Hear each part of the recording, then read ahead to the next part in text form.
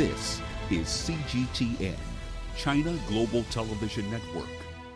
Now, China at the same time says it has announced measures to alleviate the problems involved in African debt loads. The Foreign Ministry spokesperson, Zhao Lijian, says that China attaches great importance to debt suspension and alleviation in Africa.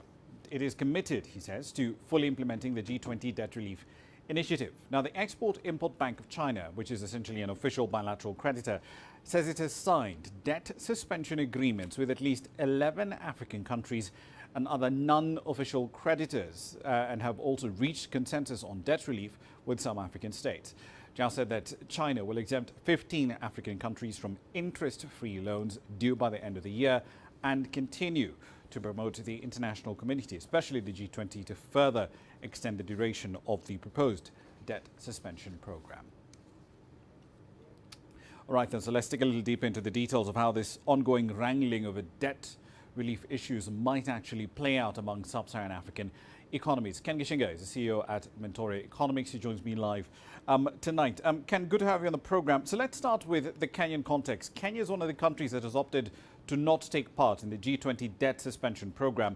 And we also don't have a massive wall of Eurobond payments that are due, with the next maturity due around 2024. But does Kenya have the fiscal room to ride out this crisis? Indeed, and thank you and good evening, Rama. You're very right to say the fiscal room for Kenya is getting narrower by the day. Kenya had opted out of that initiative because, according to its assessment, its terms were too restrictive, particularly given the fact that a third of Kenya's external debt is owed to private creditors. So there was a thinking that playing into that program might ruin Kenya's sovereign ratings. Let me just jump in there a little bit, Ken, because we tend to discuss these issues. We tend to discuss these issues, but when audiences listen to us and they wonder, wait, hang on, but it's literally a debt suspension. I'm not asking you to take a haircut. So how is it that if a country asks for essentially a deferral of some of its debt obligations, that therefore has cross implications for other debt? Break that bit down for us. Well, that's a good question, and it does seem ironical, but each country has a different debt structure. Some countries have more domestic debt, others have more foreign debt, and Kenya is equally split between domestic debt and external debt. Now, when you think of much of Kenya's debt, China, of course, is one of the biggest creditors, and there are a number of private creditors. So in the assessment, those are feeling that, yes, you might get some relief, some stimulus from the G20 debt relief programs, but the cost, according to the assessment, was too big because once your ratings start to go down, their assessment was those private creditors that Kenya has largely depended on in future might not be able to extend lines of credit in future. So it definitely must have been a tough decision. But I think that was the thinking, especially given the structure of the Kenyan debt. Right. So essentially the basic idea here is if I've borrowed money from you and another party in future, if I default on that debt or even ask for a deferral, that implies that my ability to pay is problematic. It's in doubt. That's absolutely a good way of putting it. And as I said, the debt structure of different African countries is quite different. You must remember, Kenya is the third largest recipient of Chinese loans after Angola and Ethiopia. So definitely Kenya's focus will largely be on the direction China goes. And you'll remember that China is not part of the Paris Club of creditors. So that, and the CBK governor has reiterated that, bringing together China and Russia, which are big lenders to Africa, into these Paris Club agreements might make it easier in future for countries like Kenya to be able to opt into these kind of programs. Right. Let me just extend that analogy just a little bit. Isn't part of the problem here, because we've seen the World Bank president, David Malpass, argued a little earlier that, look, part of the problem as to why some G20 countries are reluctant to extend this debt suspension is that they believe that it would essentially mean that some creditor nations are not being treated on the same level playing field as others. In other words, if I borrowed money from you and then I turn around and say, look, give me a break for 6 months, but then I keep servicing debt to another person, I'm basically not treating you in the same way. Isn't that the moral hazard problem that's playing out here?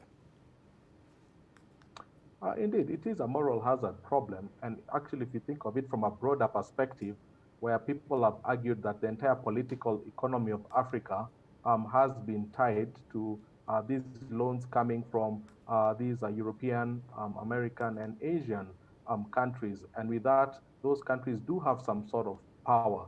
So being able to relinquish that kind of power definitely sometimes is not in their best interest. But I think the bigger narrative here is countries have been hard hit because of COVID. They'll be unlikely be able to raise taxes, and whether you allow them or don't allow them, chances are that they won't be able to finance these budgets, and they'll need the money.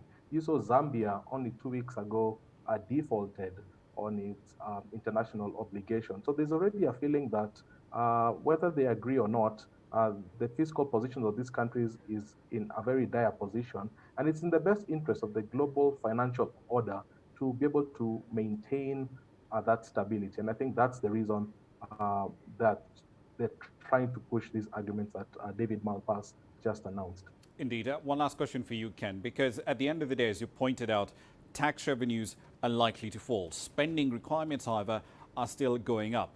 But you've got these three different parties at play here. You've got commercial creditors on one hand, you've got non-Paris Club lenders like China, and then you've got the Paris Club, the United States, the UK, and of course all the other elements of that particular group.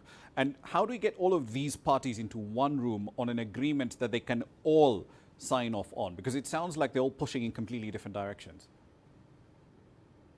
Well, it's very difficult. Those countries rarely would be able to agree on such an important matter. It would be very difficult because even they have different geopolitical interests in Africa. You know, Africa is considered to be an emerging market next to the next, youthful demographic dividends, and they all want a slice of that. So it's quite unfortunate that African countries, and I think the bigger thinking here is, how do we start getting out of this debt? How do we start applying economics that really enable countries to be able to generate their own revenue and really reduce the level of debt that we have? Because yes, countries are free politically, but these debts are a major burden on the public sectors of these African countries. So I think the big thinking is, yes, we might try to crowd in all these creditors into one room and ask them to give debt relief. But I think the bigger conversation has to be, how do we put Africa first? How do we put people working first and being able to be self-sufficient so they don't need loans in future? And sometimes I don't think that second part of the conversation gets enough airtime, if you like. Indeed, certainly something to consider in the future. Ken Gichinga, thank you very much for your input tonight.